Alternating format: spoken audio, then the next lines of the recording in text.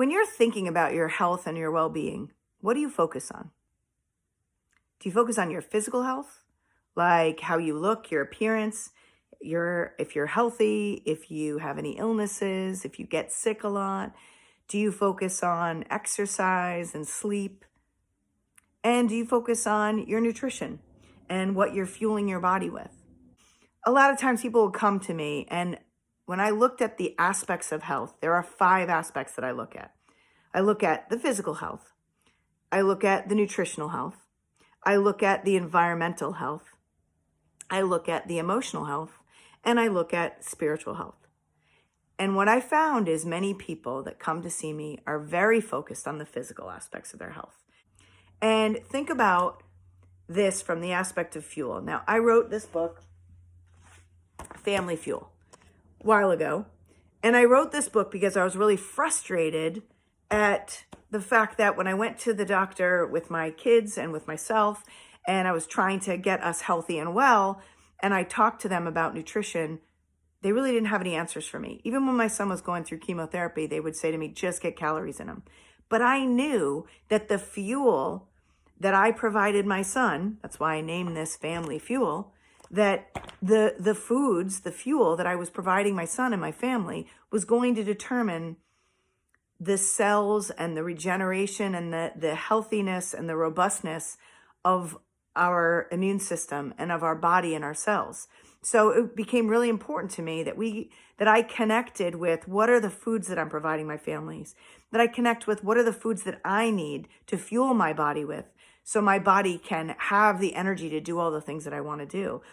So my brain can have the energy to do all the things they want to do. And as my kids became athletes, many of the things that they would focus on is, okay, what can I eat that's going to help me perform and gain muscle and feel strong? But guess what aspect we often forget?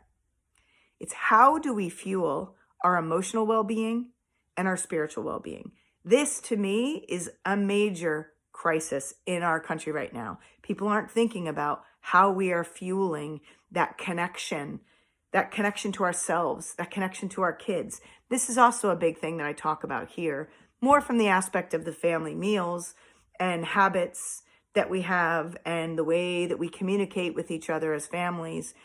But even more important is really, how are we fueling our emotional health? How are we deciding to fuel our spiritual health and well-being? So I came up with an acronym, and this acronym is FUEL. Again, sticking with the whole Family Fuel focus, but how do you fuel your mind or your emotional well-being and your environment and your spiritual well-being so you are a wholly healthy and happy individual? Well, F stands for focus. What are you focusing on? Are you focusing on what's wrong, or are you focusing on what is good and what is right? Are you focusing on things that you can't control, that you're trying to control? Or are you focusing on things that are within your control, which are your own actions, reactions, responses to things, your own thoughts, and your own choices in the present moment? Is your focus on the future, or are you able to be present in your life? Because that's where you have control. So what are you focusing on? Often what we're focusing on is what is creating the dis-ease in our emotional health and in our spiritual health, making us feel disconnected from our life. So think about, what are you focusing on? And then U is understanding. Do you know what you need to feel healthy and well? Do you understand what the stressors are in your life and the hidden stressors are in your life?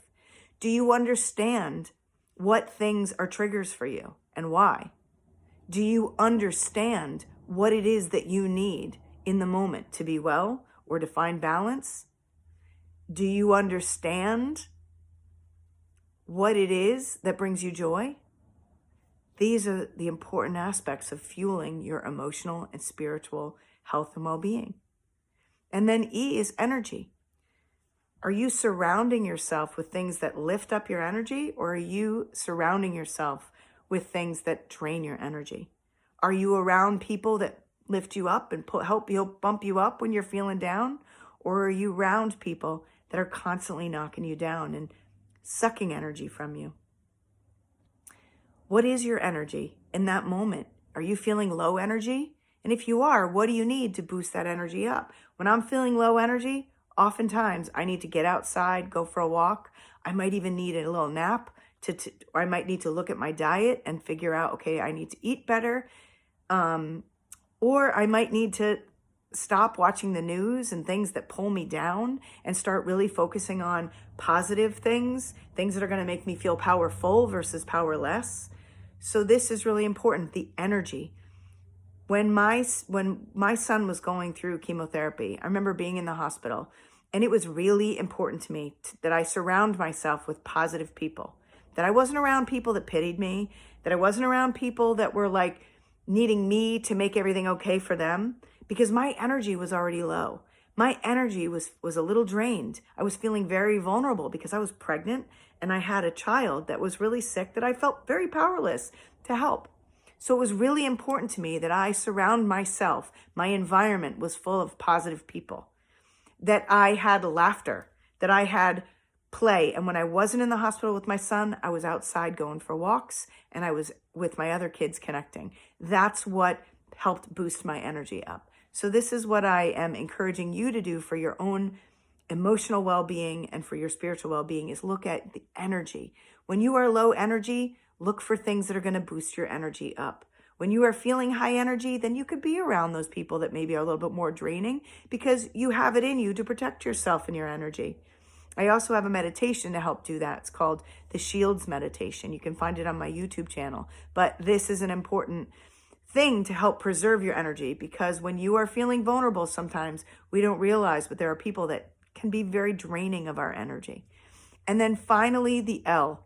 The L is your limited or your limitless beliefs. Those little voices in our heads that tell us you can't do something, or maybe tell us, why not? You can do anything you put your mind to. That limitless belief system is going to fuel your emotional health and well-being, your spiritual health and well-being, your sense of connection, because it's going to make you put yourself out there and take risks because you believe that anything is possible, because you believe that you are worthy of success, of connection, of love, whatever it is. That is a limitless belief. But if we have limited beliefs where we are constantly having this negative voice in our head telling us what we can't do, or telling us what we're not capable of, or what we're not good enough for, that is a limited belief. And that is bad fuel, kind of like these Cheetos. Not going to fuel you, not going to help you keep going. So I invite you to look at my fuel, the acronym, and figure out what it is. What is your fuel for your emotional health and for your spiritual health, for your environment? What are the things? Are they positive fuels or are they negative fuels?